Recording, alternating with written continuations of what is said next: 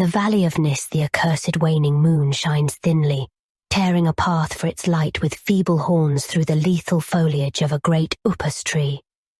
And within the depths of the valley, where the light reaches not, move forms not meet to be beheld.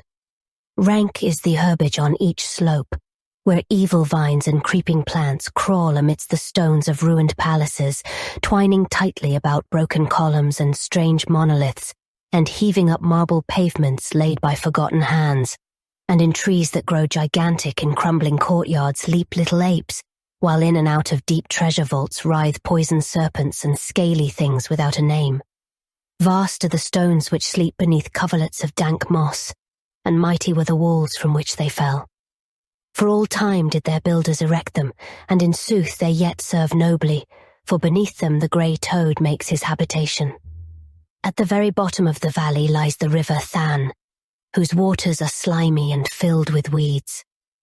From hidden springs it rises, and to subterranean grottos it flows, so that the demon of the valley knows not why its waters are red, nor whither they are bound.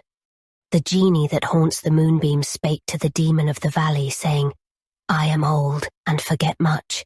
Tell me the deeds and aspect and name of them who built these things of stone. And the demon replied, I am memory, and am wise in lore of the past, but I too am old. These beings were like the waters of the river Thann, not to be understood. Their deeds I recall not, for they were but of the moment. Their aspect I recall dimly, for it was like to that of the little apes in the trees. Their name I recall clearly, for it rhymed with that of the river. These beings of yesterday were called man. So the genie flew back to the thin-horned moon, and the demon looked intently at a little ape in a tree that grew in a crumbling courtyard.